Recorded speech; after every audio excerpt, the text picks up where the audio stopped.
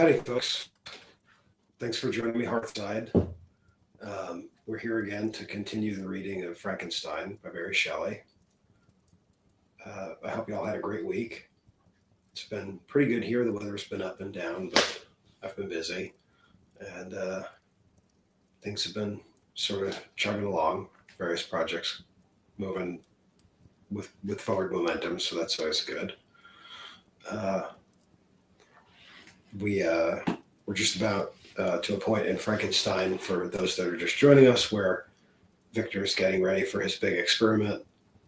At the start of the whole thing, there was a series of letters that helped sort of establish believability to the tale that this in fact did happen, that the person who wrote the letters met a stranger who regaled him this story. And so after setting the stage for the voyage, the meeting of the stranger, and the beginning of the tale, we've heard the story now in Victor's words as he describes his youth, his upbringing, his education, all of which inspired these thoughts. He first came across the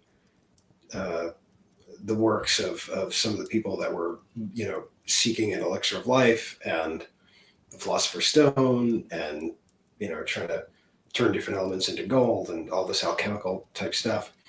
And when he eventually is believe that their process failed because there wasn't any validity to the way they were going about their experiments, it didn't really destroy his belief in their goals.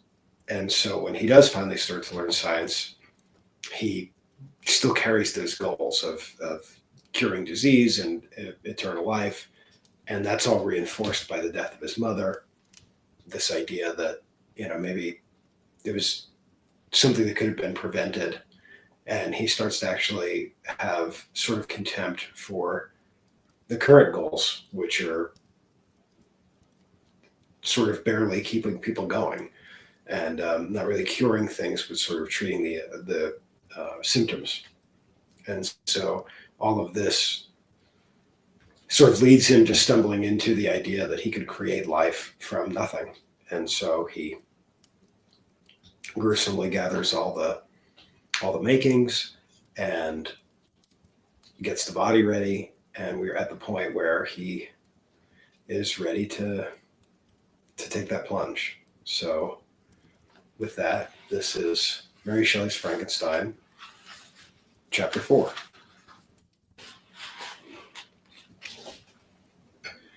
It was a dreary night of November that I beheld the accomplishment of my toils. With an anxiety that almost amounted to agony, I collected the instruments of life around me, that I might infuse the spark of being into this lifeless thing that lay at my feet. It was early 1 a.m.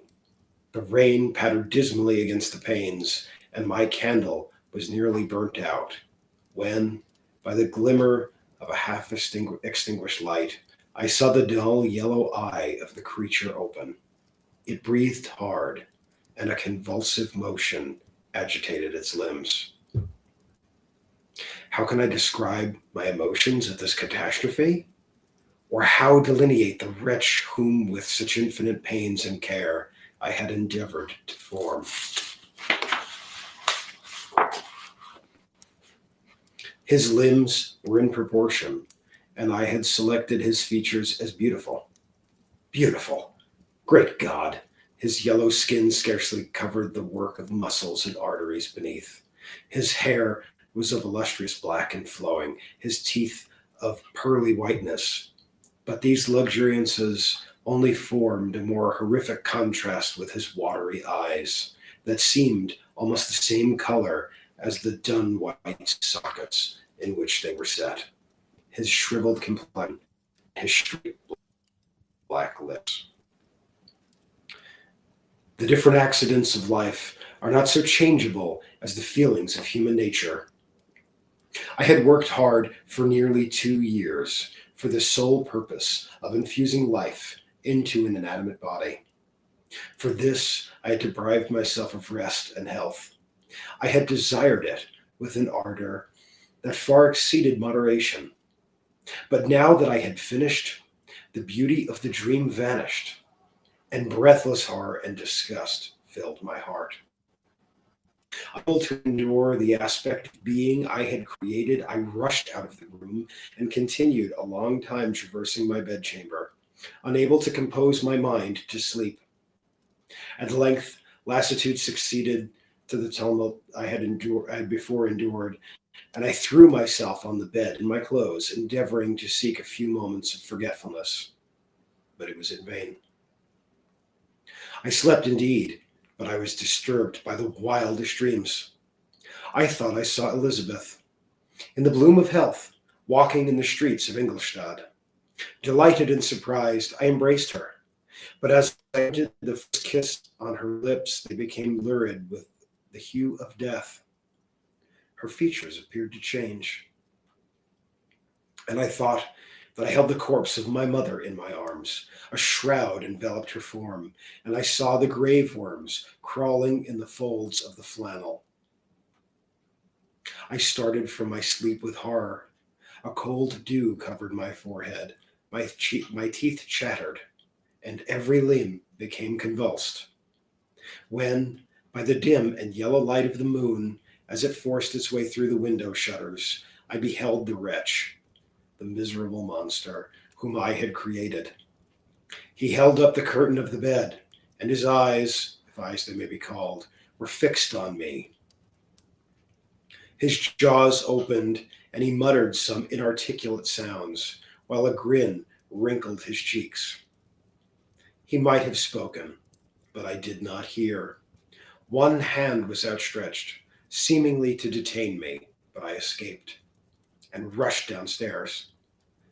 I took refuge in the courtyard belonging to the house which I inhabited, where I remained during the rest of the night, walking up and down in the greatest agitation, listening attentively, catching and fearing each sound as if they were to announce the approach of the demoniacal corpse to which I had so miserably given life. Oh, no mortal could bear the horror of that countenance. A mummy again, endued with animation, could not be so hideous as that wretch. I had gazed on him while unfinished. He was ugly then, but when those muscles and joints were rendered capable of motion, it became a thing such as even Dante could not have conceived.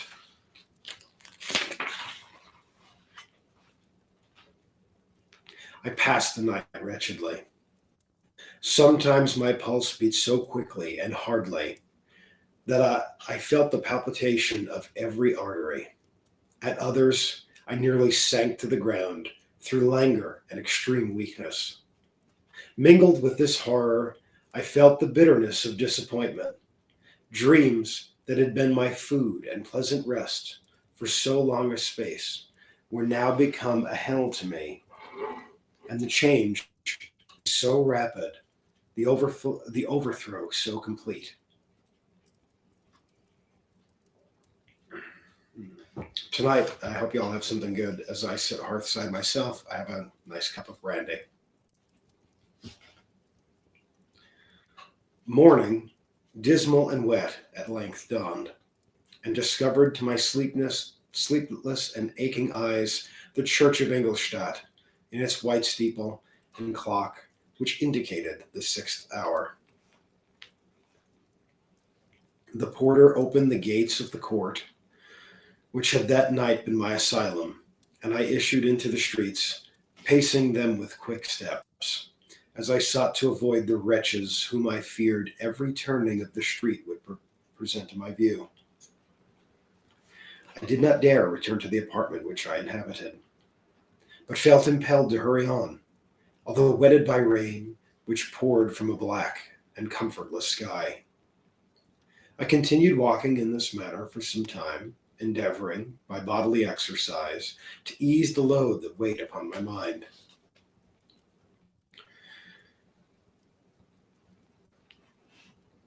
I traversed the streets without any clear conception of where I was or what I was doing. My heart palpitated in the sickness of fear, and I hurried on, with irregular steps, not daring to look about me, like one who on a lonely road doth walk in fear and dread, and having once turned round walks on, and turns no more his head, because he knows a frightful fiend doth close behind him tread. Continuing thus, I came at length opposite to the inn at which the various diligences and carriages were usually stopped. Here I paused, I knew not why, but I remained some minutes with my eyes fixed on a coach that was coming toward me from the other end of the street. As it drew nearer, I observed that it was the Swiss diligence, stopped just where I was standing, and, on the door being opened, I perceived Henry Clerval, who, on seeing me, instantly sprung out. "My dear Frankenstein," exclaimed he, "how glad I am to see you! How fortunate that you should be here at this very moment of my alighting!" Nothing could equal my delight on seeing Clerval. His presence brought back my thoughts, my father, Elizabeth, and all those scenes of home so dear to my recollection. I grasped his hand, and in a moment forgot my horror and misfortune. I felt suddenly, and for the first time during many months, calm and serene joy. I welcomed my friend, therefore, in the most cordial manner, and we walked towards my college. Clerval continued talking for some time about our mutual friends and his own good fortune in being permitted to come to Ingolstadt. "You may easily believe," said he, "how great was the difficulty to persuade my father that it was not so absolutely necessary for a merchant not only to understand anything except bookkeeping, and indeed I believe I left him incredulous to the last, for his constant answer to my unwearied entreaties was the same as that of the Dutch schoolmaster in the Vicar of Wakefield. I have 10,000 florins a year without Greek. I eat heartily without Greek."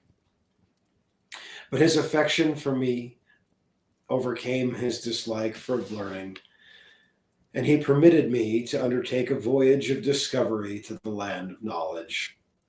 "It gives me the greatest delight to see you, but tell me how you left my father, brothers, and Elizabeth." "Very well and very happy, only a little uneasy that they hear from you so seldom. By the by, I mean to lecture you a little upon their account myself. But, my dear Frankenstein," continued he, stopping short, and gazing full in my face, "I did not before remark how ill you appear. So thin and pale, you look as if you have been watching for several nights." "You have guessed right. I have lately been so deeply engaged in one occupation that I have not allowed myself sufficient rest, as you see. But I sincerely hope, that all these employments are now at an end, and that I am at length free." I trembled excessively. I could not endure to think of, and far less to allude to the occurrence of the preceding night. I walked with a quick pace, and we soon arrived at my college. I then reflected, and the thought made me shiver, that the creature whom I left in my apartment might still be there, alive and walking about. I dreaded to behold this monster, but I feared still more that Henry should see him.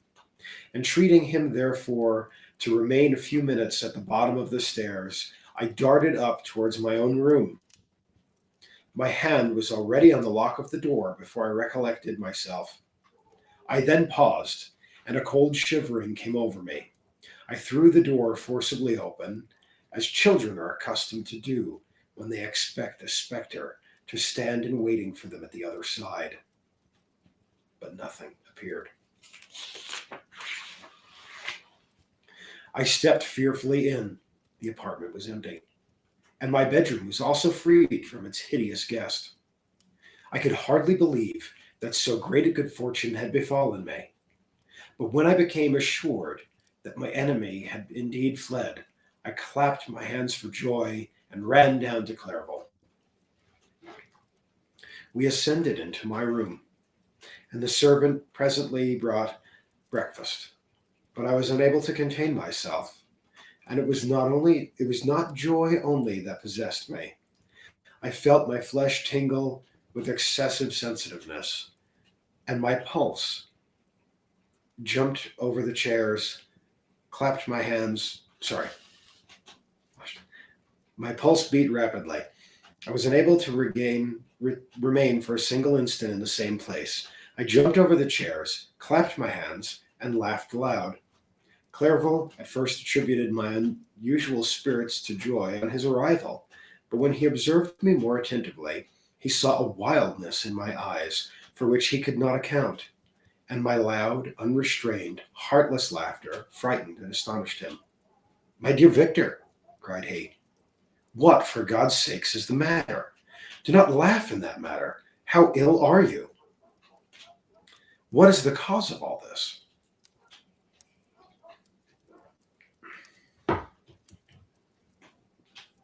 "Don't ask me," I cried, putting my hands before my eyes, for I thought I saw the dreadful spectre glide into the room. "He can tell. Oh, save me, save me!" I imagined that the monster had seized me. I struggled furiously and fell down in a fit. Poor Clerval, what must have been his feelings? A meeting which he anticipated with such joy so strangely turned to bitterness. But I was not the witness of his grief, for I was lifeless, and did not recover my senses for a long, long time. This was the commencement of a nervous fever, which confined me for several months. During all that time, Henry was my only nurse.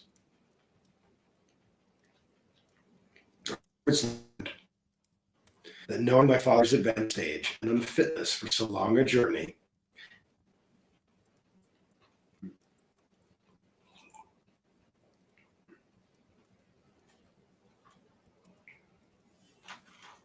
okay.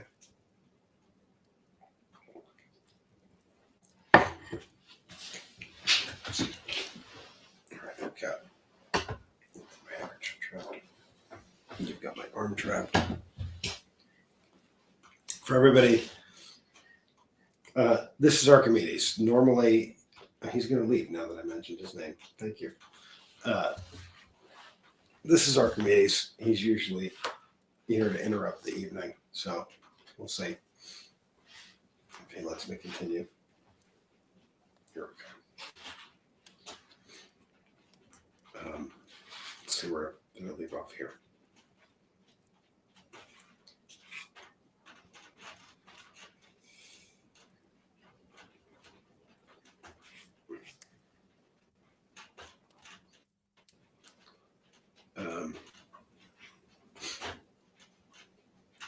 This was the commencement of a nervous fever, which confined me for several months. During that time, Henry was my only nurse. I afterwards learned that knowing my father's advanced age and unfitness for so long a journey, and how wretched my sickness would make Elizabeth, he spared them this grief by concealing the extent of my disorder. He knew that I could not have a more kind and attentive nurse than himself, and firm in the hope he felt of my recovery, he did not doubt that, instead of doing harm, he performed the kindest action that he could do towards them. But I was in reality very ill, and surely nothing but the unbounded and unremitting attentions of my friend could have restored me to life. The form of the monster on whom I bestowed existence was forever before my eyes, and I raved insensibly concerning him. Doubtless, my words surprised Henry.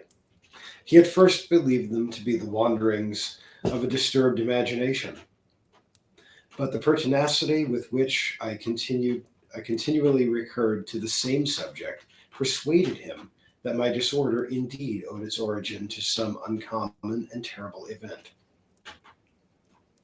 By very slow degrees, and with very frequent relapses, that alarmed and grieved my friend, I recovered. I remembered the first time I became capable of observing outward objects with any kind of pleasure. I perceived that the fallen leaves had disappeared, and that the young buds were shooting forth from the trees that shaded my window. It was a divine spring, and the season contributed greatly to my convalescence. I felt also sentiments of joy and affection revive in my bosom. My gloom disappeared, and in a short time I became as cheerful as before I was attacked by the fatal passion. Dearest Claribel, exclaimed I, how kind, how good you are to me. This whole winter, instead of being spent in study, as you promised yourself, have been consumed in my sick room. How shall I ever repay you? I feel the greatest remorse for the disappointment of which I have been the occasion, but you will forgive me. You will repay me entirely if you do not discompose yourself, but get well as fast as you can, and since you appear in such good spirits, I may speak to you on one subject, may I not? I trembled. One subject? What could it be? Could he allude to an object whom I dared not even think? Compose yourself, said Claribel, who observed my change of color. I will not mention it if it agitates you, but your father and cousin would be very happy if they received a letter from you in your own handwriting. They hardly know how ill you have been, and are uneasy at your long silence. Is that all? My dear Henry, how could you suppose that my first thought would not fly towards those dear, dear friends whom I love, and who are so deserving of my love? If this is your present temper, my friend, you will perhaps be glad to see a letter that has been lying here for some days for you. It is from your cousin, I believe. Chapter 4. Chapter 5. Claribel then put the following letter into my hands. To V. Frankenstein. My dear cousin, I cannot describe to you the uneasiness we have all felt concerning your health. We cannot imagine that your friend Claribel conceals the extent of your disorder. For it is now several months since we have seen your handwriting, and all this time you have been obliged to dictate your letters to Henry.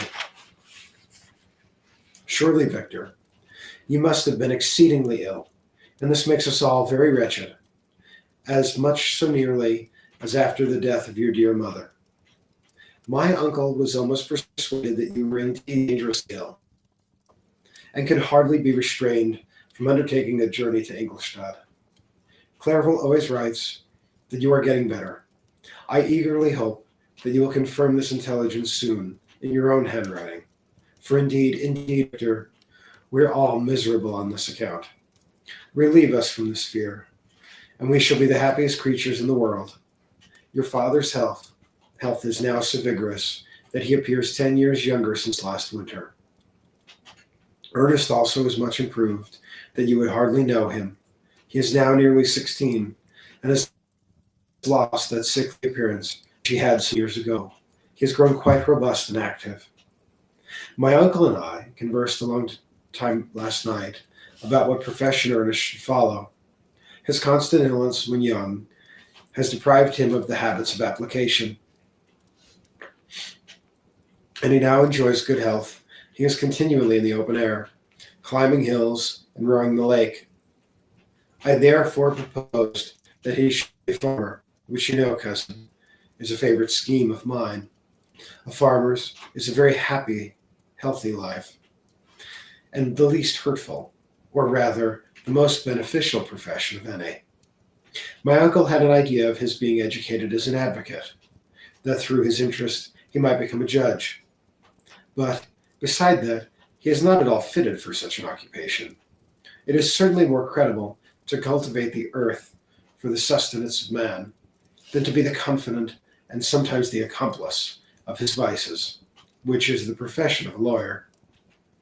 I said that the employments of a prosperous farmer, if they were not a more honorable, they were at least a happier species of occupation than that of a judge, whose misfortune it was to meddle with the dark side of human nature.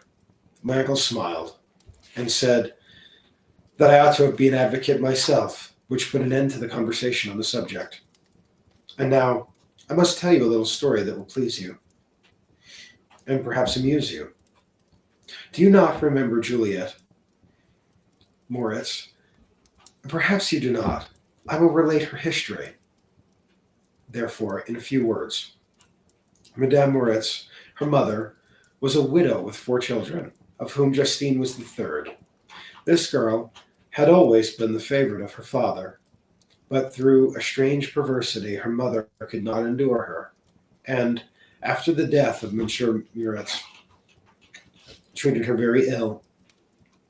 My aunt observed this, and when Justine was 12 years of age, prevailed upon her mother to allow her to live at our house. The republican institutions of our country have produced simpler and happier manners than those which prevail in the great monarchies that surround it.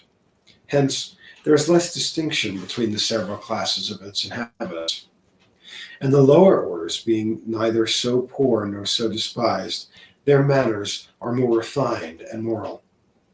A servant in Geneva does not mean the same thing as a servant in France and England. Justine thus received in our family, learned the duties of a servant, a condition which, in our fortunate country, does not include the idea of ignorance, and a sacrifice of the dignity of being a human being.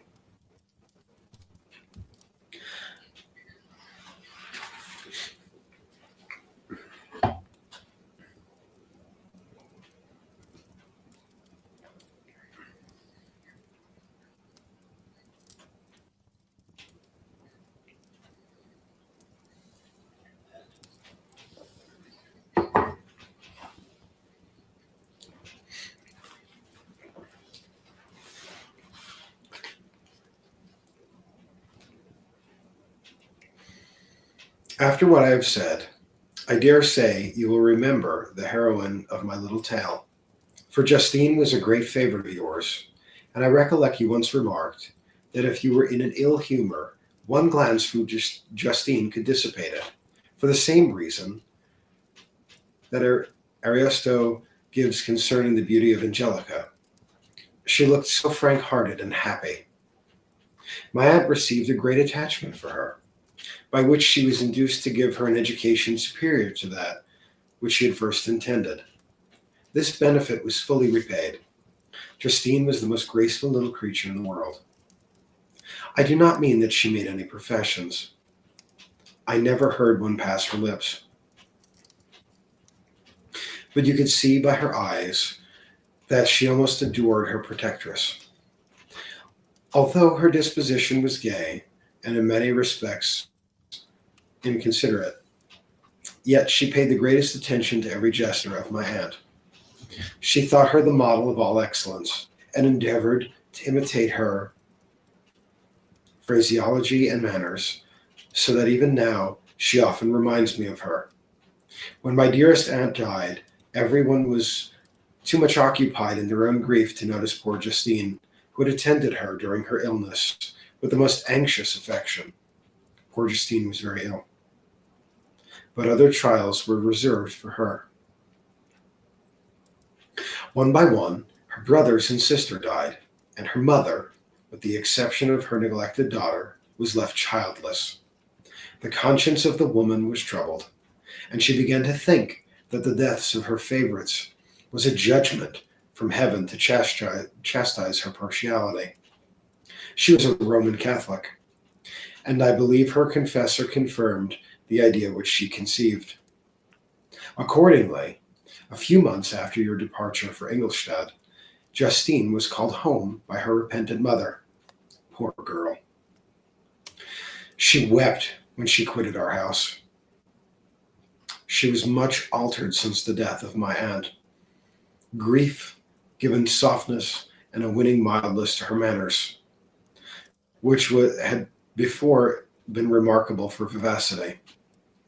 Nor was her residence at her mother's house of a nature to restore her gaiety. The poor woman was very vacillating in her repentance. She sometimes begged Justine to forgive her unkindness, but much oftener accused her of having caused the deaths of her brothers and sister. Perpetual fretting at length threw Madame Moritz into a decline, which at first increased her irritability, which, sorry folks, we seem to have some lag tonight. So just,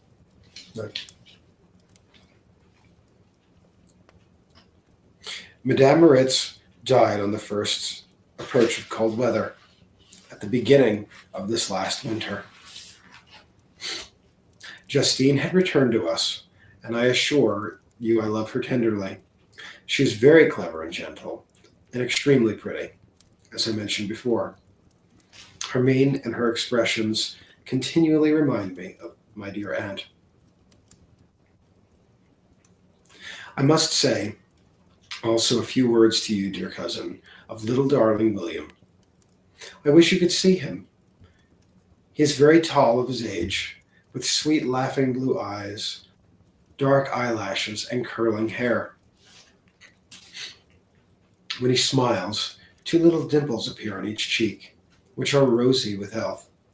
He has already had one or two little wives, with Louisa Byron is his favorite, a pretty little girl of 5 years of age. Now, dear Victor, I dare say you wish to be indulged in a little gossip concerning the good people of Geneva. The pretty Miss Mansfield has already received the congratulatory visits on her approaching marriage with a young Englishman, John Melbourne, Esquire. Her ugly sister, Manon, married Monsieur Delvard, the rich banker, last autumn. Your favorite schoolfellow, Louis Manure, has suffered several misfortunes since the departure of Clairvaux from Geneva. But he has already recovered his spirits and is reported to be on the point of marrying a very lively, pretty Frenchwoman, Madame Tavernier. She is a widow and much older than Manure, but she is very much admired and a favorite with everybody. I have written myself into good spirits, dear cousin, yet I cannot conclude without again anxiously inquiring concerning your health. Dear Victor, if you are not very ill, write yourself and make your father and all of us, or I cannot bear to think of the other side of my question. My tears already flow. Adieu, my dearest cousin. Elizabeth, Geneva, March 18th, 17.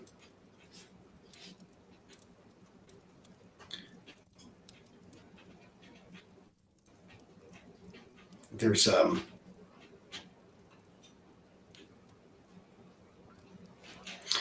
interesting note here that talks about narrative reflection has a transformative power. The process of writing one's story can actually change one's understanding of the story, because reflecting on and writing about an experience can influence how a person feels about the experience. It is possible for Victor to write himself into better spirits. Note, in this regard, that Mary does not at this point describe Victor as having made many notes on his experiments, even for his private use, if not for publication. And then they actually give an interesting notation here for more on reflective writing. They suggest where you can follow up on that. I thought that was pretty neat. And I think it's neat that the writing into better spirits happens not to Victor, but to somebody else. So he's sort of notified that that's a thing that could happen, and yet we'll have to keep reading to see if that happens or not. Dear, dear Elizabeth, I exclaimed when I had read her letter. I will write instantly and relieve them from the anxiety they must feel. I wrote, and this exertion greatly fatigued me, but my convalescence had commenced and proceeded regularly. In another fortnight, I was able to leave my chamber. One of my first duties on my recovery was to introduce Clairvaux to several professors at the university. In doing this, I underwent a kind of rough usage, ill befitting the wounds that my mind had sustained. I like that, describing wounds that his mind sustained. Ever since that fatal night, the end of my labors, and the beginning of my misfortunes, I had conceived a violent antipathy even to the name of natural philosophy. When I was otherwise quite restored to health, the sight of a chemical instrument could renew all the agony of my nervous symptoms. Henry saw this and had removed all my apparatus from my view. He had also changed my apartment, for he perceived that I had acquired a dislike for the room which had previously been my laboratory. But these cares of Clairvaux were made of no avail when I visited my professors. Waldman inflicted torture when he praised, with kindness and warmth, the astonishing progress I had made in the sciences. He soon perceived that I disliked the subject, but not guessing the real cause, he attributed my feelings to modesty, and changed the subject for my improvement to the science itself, with a desire, as I evidently saw, of drawing me out. What could I do? He meant to please, and he tormented me. I felt as if he had placed sorry. I felt as if he had placed carefully, one by one, in my view, those instruments which were to be afterwards used in putting me to a slow and cruel death. I writhed under his words, yet dared not exhibit the pain I felt. Clairvaux, whose eyes and feelings were as quick in the discerning the sensation of others, declined the subject, alleging in excuse his total ignorance, and the conversation took a more general turn. I thanked my friend from my heart, but I did not speak. I saw plainly that he was surprised, but he never attempted to draw my secret from me. And although I loved him with a mixture of affection and reverence that knew no bounds, yet I could never persuade myself to confide to him the event which was so often present to my recollection, but which I feared to detail to another would only impress more deeply. Krempe was not equally docile, and in my condition at that time of almost insupportive sensitiveness, his harsh bluntness gave me even more pain than the benevolent approbation of Waldman. "Ah, the fellow!" cried he. "Why, Clairvaux, I assure you that he's outstripped us all. I stare if you please, but it is nevertheless true. A youngster who but a few years ago believed Cornelius Agrippa as firmly as the gospel has now set himself at the head of the university. He is not soon pulled down. We shall be out. We shall all be out of countenance. I," continued he, observing my face expressive of suffering. "Frankenstein is modest, an excellent quality in a young man. Young men should be diffident of themselves. You know, I was myself when young, but that wears out in a very short time." Krempe was now commenced an eulogy on himself, which happily turned the conversation from a subject that was so annoying to me. Clairvaux was no natural philosopher. His imagination was too vivid for the minutiae of science. Languages were his principal study, and he sought, by acquiring their elements, to open a field for self-instruction on his return to Geneva. Persian, Arabic, and Hebrew gained his attention, after he had made himself perfect master of Greek and Latin.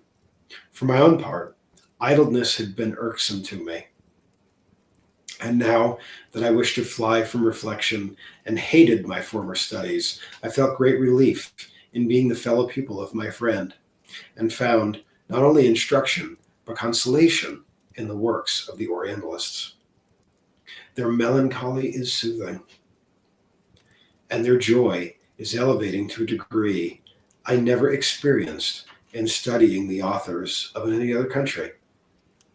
When you read their writings, life appears to consist in a warm sun and a garden of roses, in smiles and frowns of a fair enemy, and the fire that consumes your own heart. How different from the manly and heroic poetry of Greece and Rome. Summer passed away in these occupations, and my return to Geneva was fixed for the latter end of autumn. But being delayed by several accidents, winter and snow arrived. The roads were deemed impassable, and my journey was retarded until the ensuing spring. I felt this delay very bitterly, for I longed to see my native town and my beloved friends. My return had only been delayed so long from an unwillingness to leave Clairville in a strange place before he had acquainted himself with any of its inhabitants. The winter, however, was spent cheerfully, and although the spring was uncommonly late, when it came, its beauty compensated for its dilatoriness.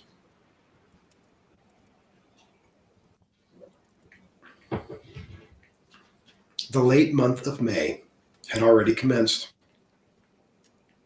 and I expected the letter daily, which was to fix the date of my departure, when Henry proposed a pedestrian tour in the environs of Ingolstadt, that I might bid a personal farewell to the country I had so long inhabited. I acceded with pleasure to this proposition. I was fond of exercise, and Clairville had always been my favorite companion in the rambles of this nature that I had taken upon the scenes of my native country. We passed a fortnight in these perambulations. My brain and spirits had long been restored, and they gained additional strength from the salubrious air I breathed, the natural incidents of our progress, and the conversations of my friend. Study had before secluded me from the intercourse of my fellow creatures, and rendered me unsocial.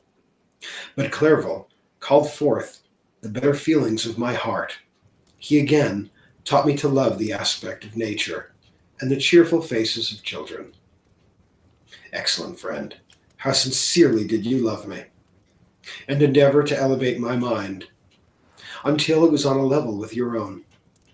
A selfish pursuit had cramped and narrowed me until your gentleness and affection warmed and opened my senses. I became the same happy creature who, a few years ago, loving and beloved by all, had no sorrow or care. When happy, inanimate nature had the power of bestowing on me the most delightful sensations, a serene sky and verdant fields filled me with ecstasy. The present season was indeed divine. The flowers of spring bloomed in the hedges, while those of summer were already in bud. I was undisturbed by thoughts which during the preceding year had pressed upon me, notwithstanding my endeavors to throw them off with an invincible burden. Henry rejoiced in my gaiety, and sincerely sympathized in my feelings. He exerted himself to amuse me. While he expressed the sensations that filled his soul, the resources of his mind on this occasion were truly astonishing. His conversation was full of imagination, and very often, in imitation of the Persian and Arabic writers, he invented tales of wonderful fancy and passion. At other times, he repeated my favorite poems or drew me out into arguments which he supported with great ingenuity. We returned to our college on Sunday afternoon. The peasants were dancing, and everyone we met appeared gay and happy. My own spirits were high, and I bounded along with the feelings of that unbridled joy and hilarity.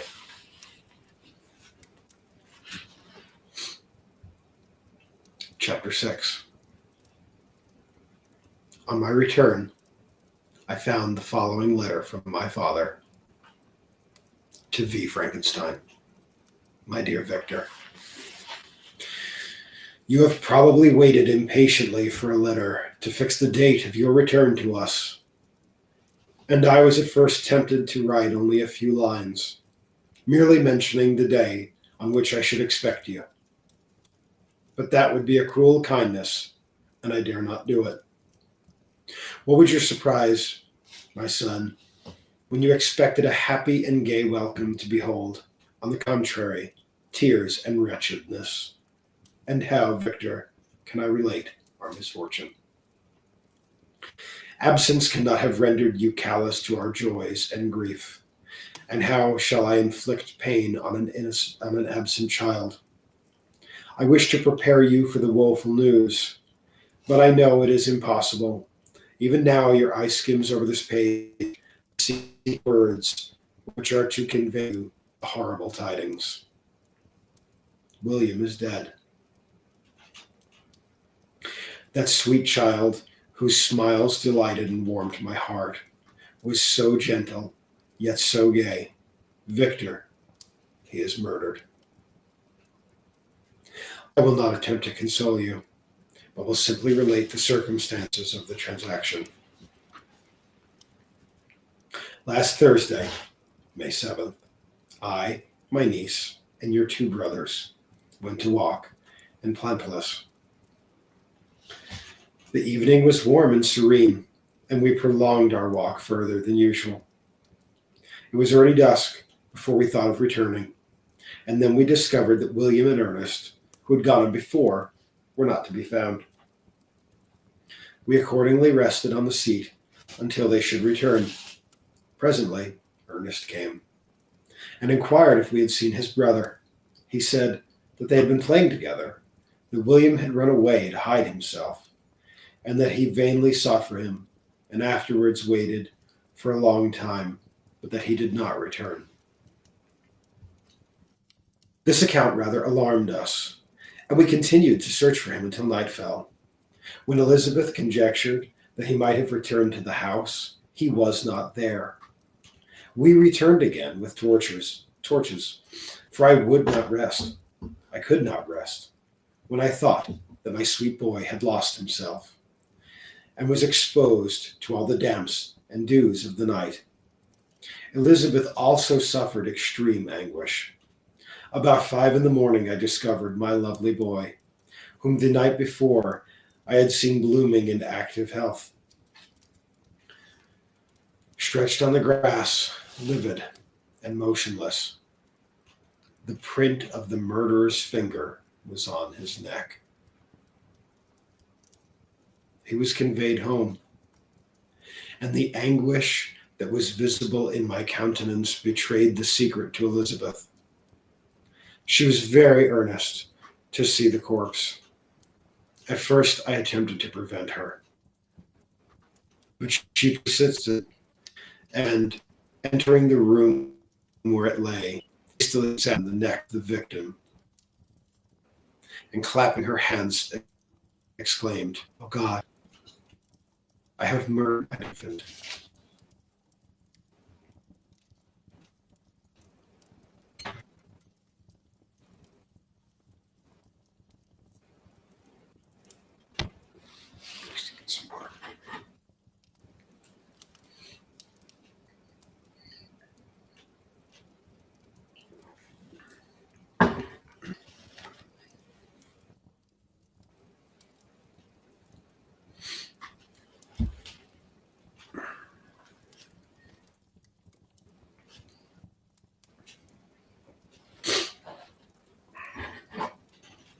Sorry, folks. Seems like we're having a little lag again. Just going to try and wait it out for a moment. Good moment for a water break. Um,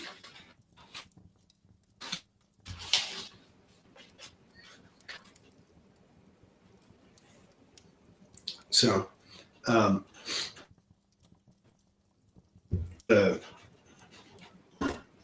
the internet, actually, I've been surprised at how good it's been, but we've recently switched to Starlink, but being 20 miles from town, it is sort of to be expected that times the remoteness means the internet is not as agreeable as it might otherwise be.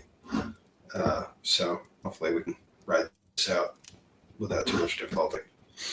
Starlink has been a pretty good upgrade, but even that is not totally without issue. Sometimes it just sort of bogs down. You got to ride it out. So hopefully just another moment and things will come back and I can continue on. All right, I think that did it. I hear the wind blowing, and if the wind keeps going like this, it might just be blowing the internet away. Seems the most likely explanation.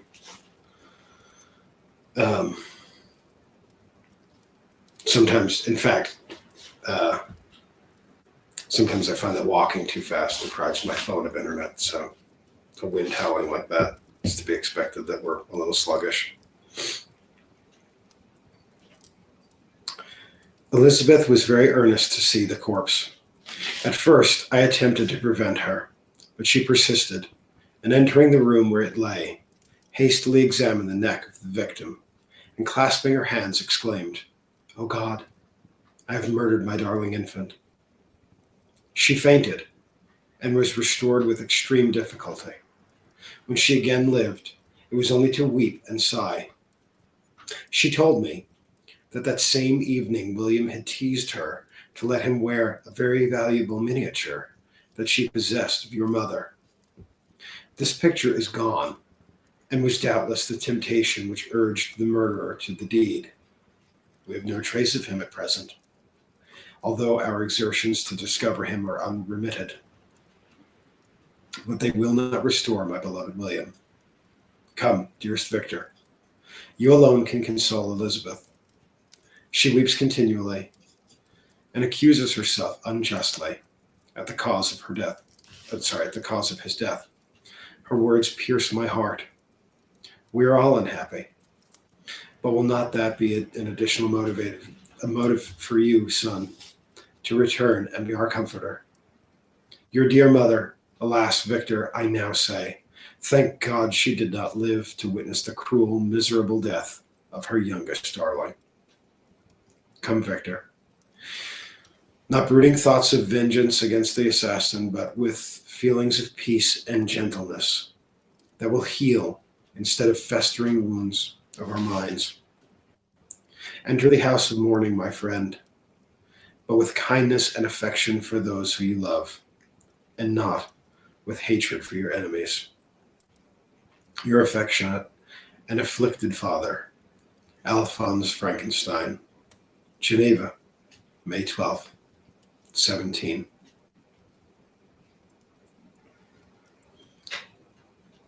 Clerval, who had watched my countenance as I read this letter, was surprised to observe the despair that succeeded to the joy at first expressed on receiving news from my friends. I threw the letter on the table and covered my face with my hands. Frankenstein, exclaimed Henry, when he perceived me weep with bitterness. Are you always to be unhappy, my dear friend? What has happened? I motioned to him to take up the letter, while I walked up and down the room in extremest of agitation. Tears also gushed from the eyes of Clerval as he read the account of my misfortune.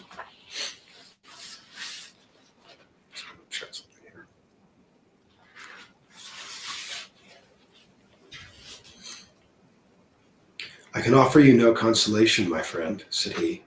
Your disaster is irreparable. What do you intend to do? To go instantly to Geneva. Come with me, Henry, to order the horses. During our walk, Clerval endeavored to raise my spirits. He did not do this by the common topics of consolation, but by exhibiting the truest sympathy. Poor William, said he.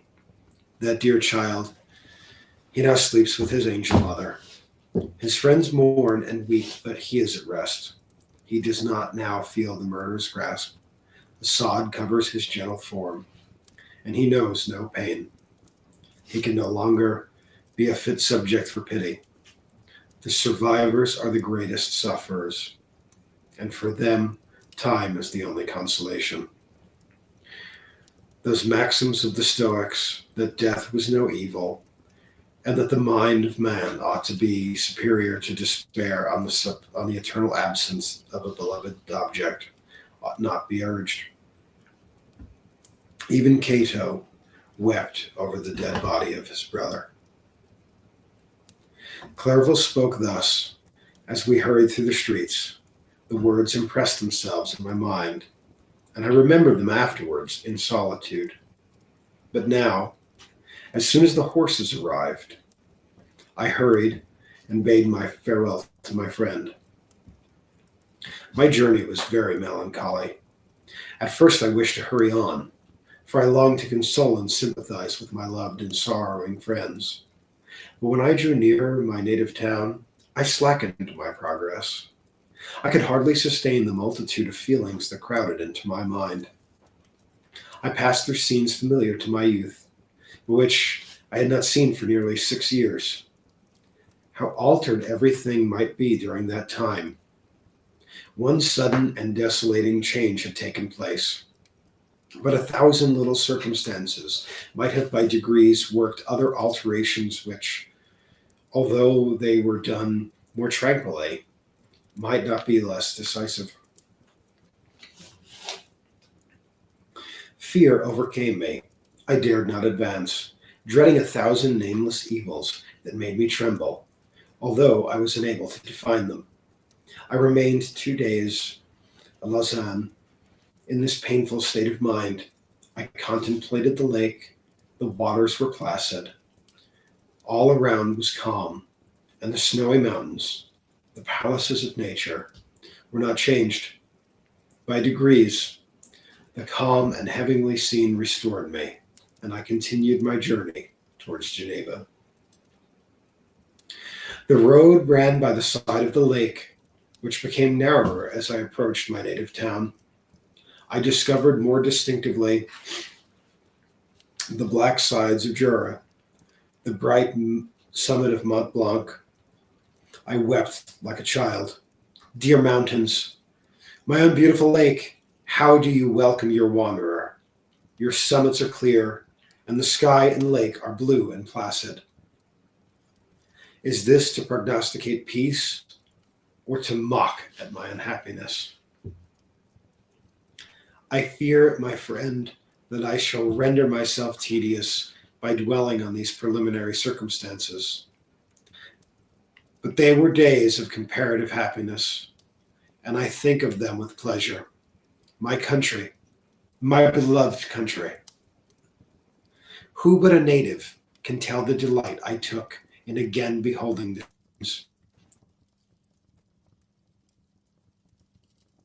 mountain lake?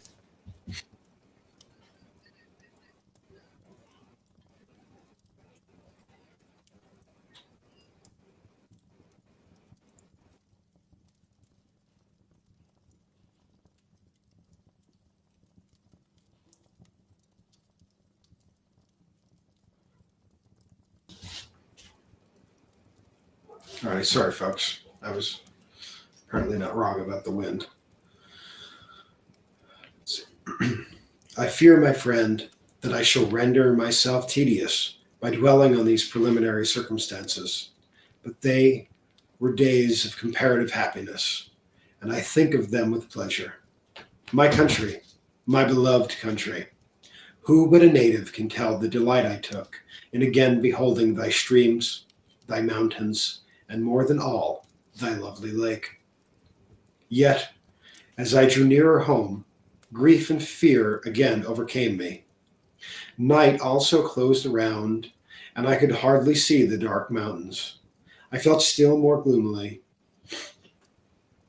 The picture appeared a vast and dim scene of evil, and I foresaw obscurely that I was destined to become the most wretched of human beings. Alas, I prophesied truly, and failed only in one single circumstance: that in all the misery I imagined and dreaded, I did not conceive the 100th part of the anguish I was destined to endure. It was completely dark when I arrived in the environs of Geneva. The gates of the town were already shut, and I was obliged to pass the night in Secheron, a village half a league to the east of the city. The sky was serene, and as I was unable to rest, I resolved to visit the spot where my poor William had been murdered. As I could not pass through the town, I was obliged to cross the lake in a boat to arrive at Planplas. During this short voyage, I saw the lightnings play on the summit of Mont Blanc in the most beautiful figures. The storm the storm appeared to approach rapidly, and on landing, I ascended a low hill that I might observe its progress. It advanced, the heavens were clouded, and I soon felt the rain coming slowly in large drops, but its violence quickly increased. I quitted my seat and walked on, although the darkness and storm increased every minute, and thunder burst with a terrific crash over my head. It was echoed. Vivid flashes of lightning dazzled my eyes, illuminating the lake, making it appear like a vast sheet of fire. Then, for an instant, everything seemed a pitchy darkness until the eye recovered itself from the preceding flash. The storm, as is often the case in Switzerland, appeared at once in various parts of the heavens. The most violent storm hung exactly north of the town, over the part of the lake which lies between the promontory of Bellerive and the village of Capote. Another storm enlightened Jura with faint flashes, and another darkened and sometimes enclosed the Mole, a peaked mountain to the east of the lake.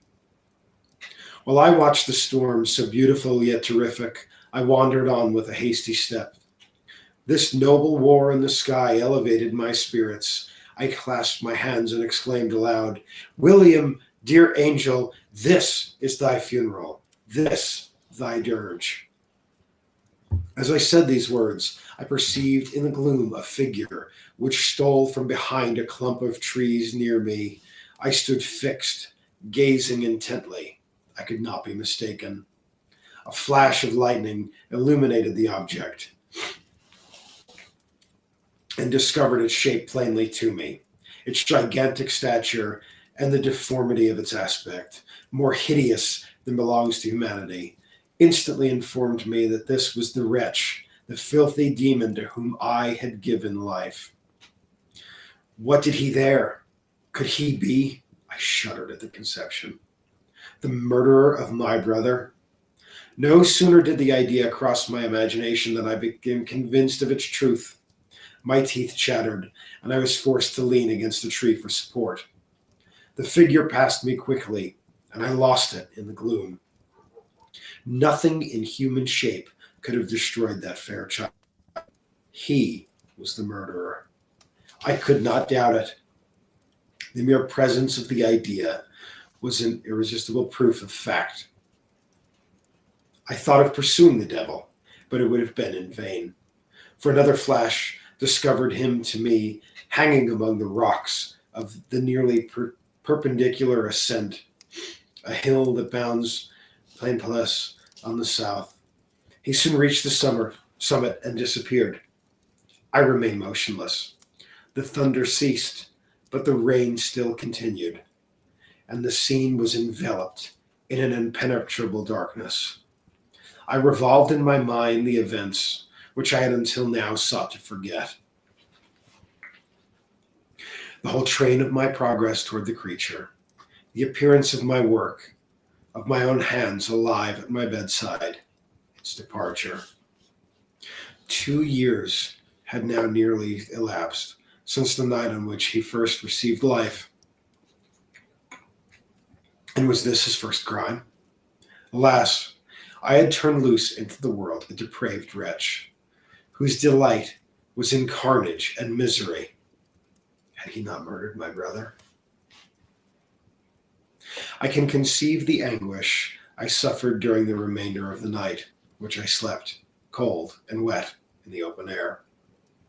But I did not feel the inconvenience of the weather, and my imagination was busy in scenes of evil and despair.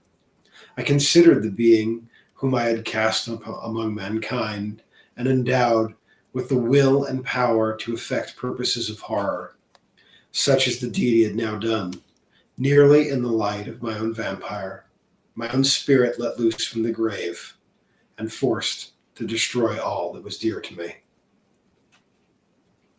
Day dawned, and I directed my steps toward the town. The gates were open, and I hastened to my father's house. My first thought was to discover what I knew of the murderer and cause instant pursuit to be made. But I paused when I reflected on the story I had to tell. A being who I myself had formed and endued with life had met me at midnight among the precipices of an inaccessible mountain.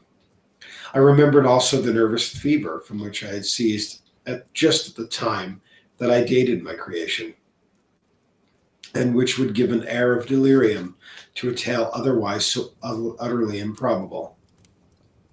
I well knew that if any other communication such a relation to me, I should have looked upon it as the ravings of insanity. Besides, the strange nature of the animal would elude all pursuit, even if I were so far credited as to persuade my relatives to commence it. Beside, of what use would be pursuit?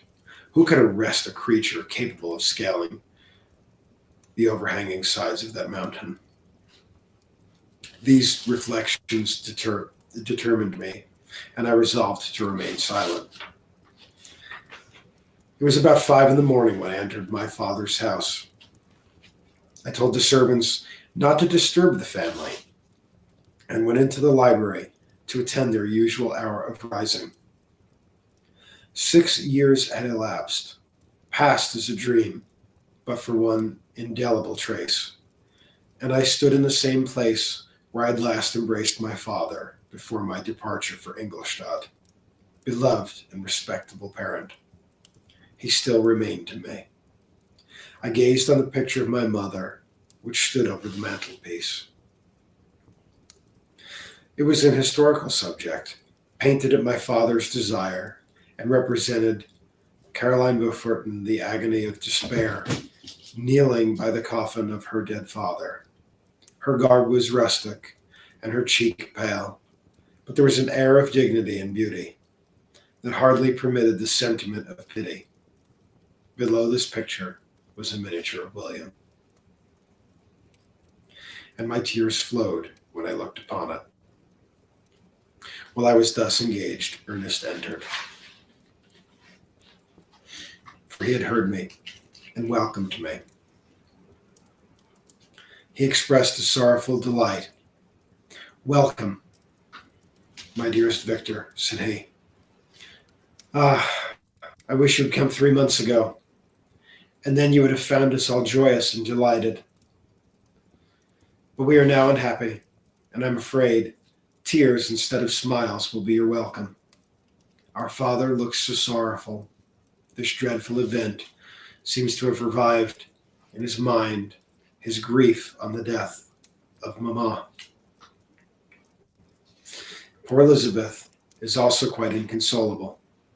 Ernest began to weep as he said these words. "Do not," said I, "welcome me thus. Try to be more calm, that I may not be absolutely miserable the moment I enter my father's house after so long an absence. But tell me, how does my father support his misfortune? And how is my poor Elizabeth?" "She indeed requires consolation. She accused herself of having caused the death of my brother,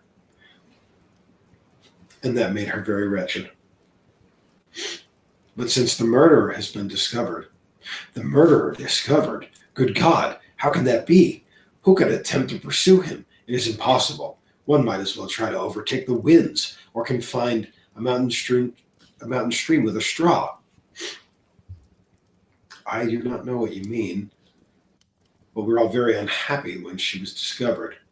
No one would believe it at first, and even now, Elizabeth will not be convinced, notwithstanding all the evidence. Indeed, who could credit Justine Moritz, who was so amiable and fond of all the family? Could all at once become so extremely wicked? Justine Moritz, poor girl, is she the accused? But it is wrongfully. Everyone knows that. No one believes it. Surely, Ernest? No one did at first, but several circumstances came out that have almost forced conviction upon us, and her own behavior has been so confused as to add to the evidence of the facts a weight that, I fear, leaves no hope of doubt. But she will be tried today, and then you will hear.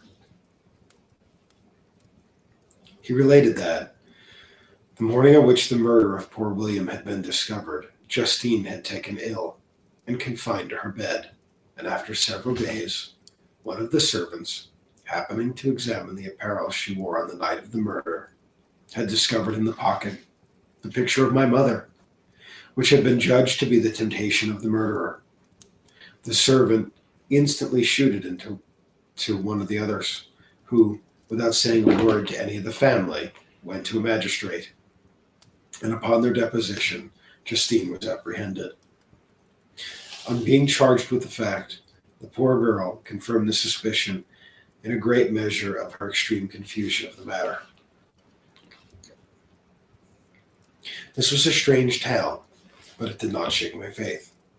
I replied earnestly, "You are mistaken. I know the murderer. Justine, poor girl, good Justine, is innocent." At that instant my father entered. I saw unhappiness deeply impressed upon his countenance, but he endeavored to welcome me cheerfully, and after we exchanged our mournful greeting, would have introduced some other topic than that of our disaster, had not Ernest exclaimed, "Good God, Papa! Victor says that he knows who the murderer of poor William." "We do also, unfortunately," replied my father. "For indeed I would rather have been forever ignorant than have discovered so much depravity and ingratitude in one I valued so highly." "My dear father, you are mistaken. Justine is innocent. If she is, God forbid that she should suffer as guilty.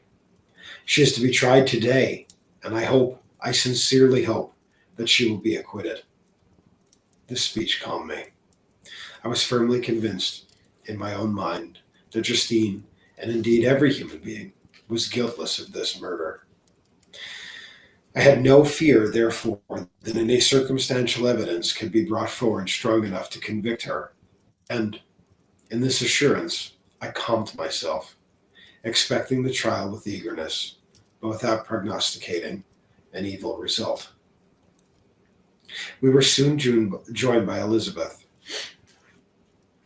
Time had made great alterations in her form since I had last beheld her. 6 years before, she was a pretty, good-humored girl, whom everyone loved and caressed.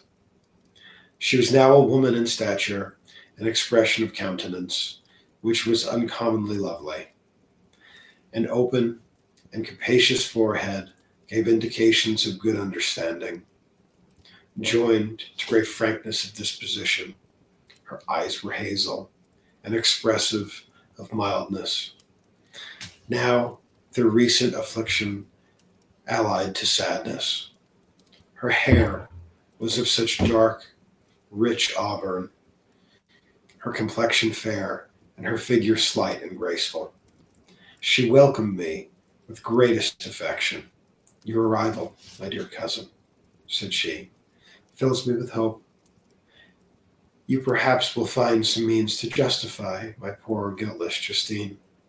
Alas, who is safe if she is to be convicted of crime? I rely on her innocence as certainly as I do upon my own. Our misfortune is doubly hard to us.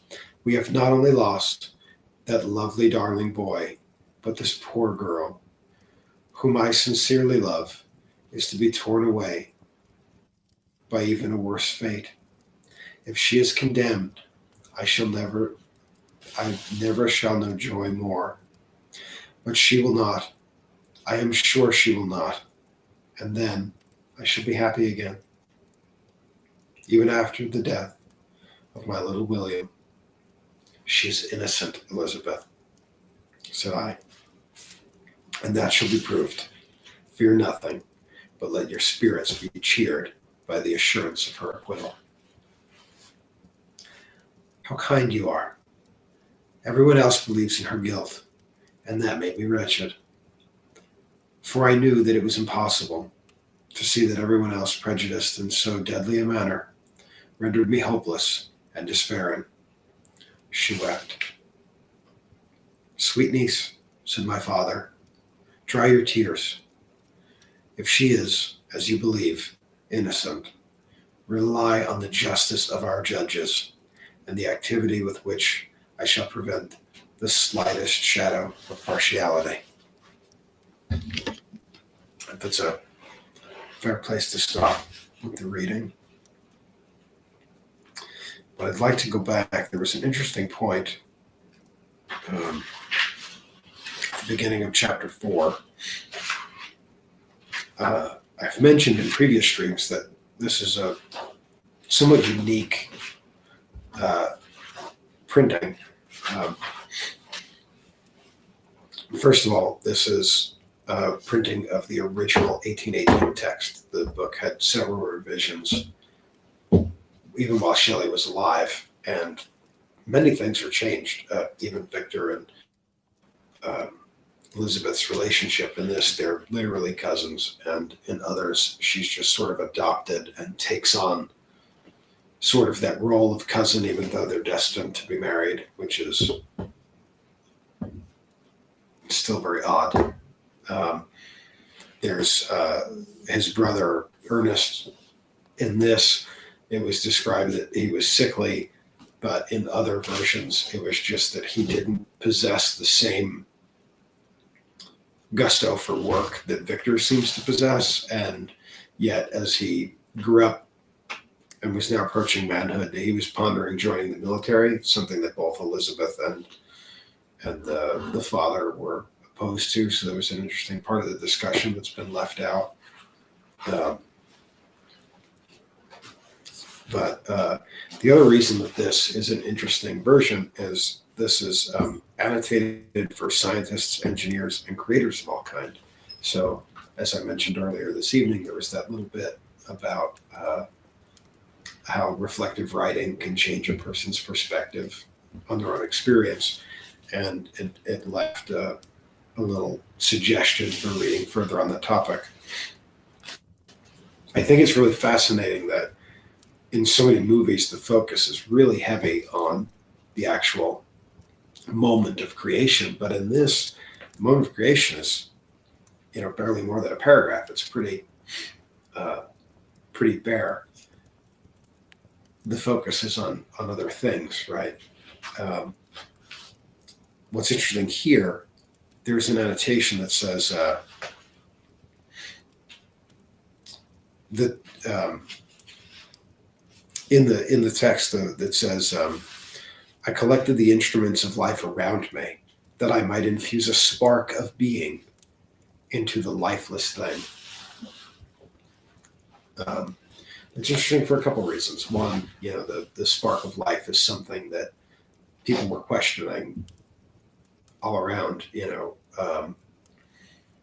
whether everybody had that spark or not.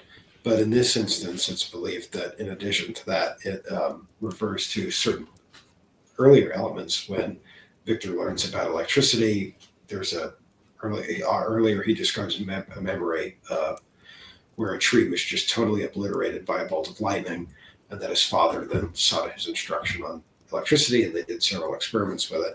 And so here, it's just a hint that electricity was somehow employed in animating the creature.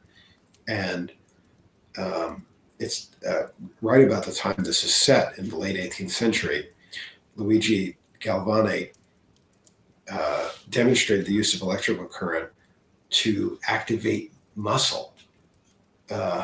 his demonstration was with frog legs, and he animated the frog legs with electricity. Uh, it's known that Mary Shelley was familiar with this, and it definitely inspired this story. What's really fascinating is these principles aren't something that we've written off. These principles are something that have been adopted and are still used in medicine today. Everything from defibrillators, pacemakers, and apparently even some treatments for paralysis and prosthetic limbs, and possibly even cameras to the brain. So it's pretty cool to think that, this book is like such a transition, because it is right at that cusp where they're starting to figure out that, like Agrippa and some of these folks are kind of full of it. You can't make gold from other metals. And they were starting to see the folly of the Philosopher's Stone and that sort of thing, and to adopt science. And that there's some science from then that inspired this fiction, but is also something of reality in our existence today. So I thought that was pretty neat. And I do like that periodically, whenever they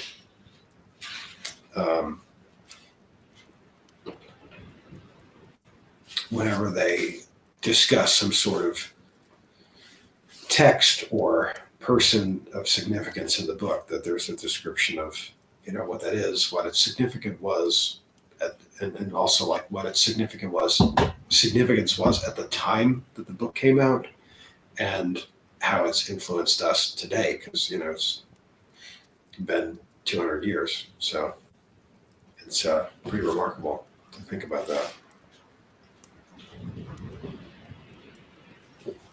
And in fact, some of those books that Victor was reading, it's interesting to consider this as well. That didn't occur to me until just now, but some of the books that influenced Victor, that would help him establish his goals for his experiment, were about as old to him as Frankenstein is to us. And yet the science of his day that was budding has actually really influenced where we are today, certainly. And some of it has just been explored further, and a depth of understanding that they probably didn't envision. So that's pretty remarkable.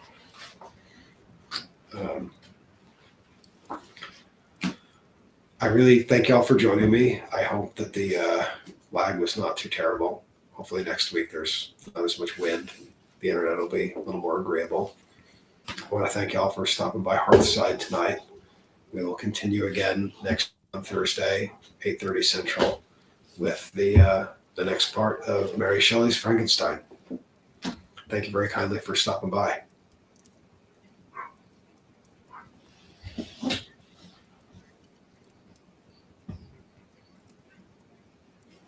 And then for those of y'all who are here on Twitch, we're going to send y'all over to Gentle Fox, who's reading Pride and Prejudice. So I thank y'all again for stopping by, and many well wishes on a good week. I look forward to seeing y'all again next week. Thanks so much.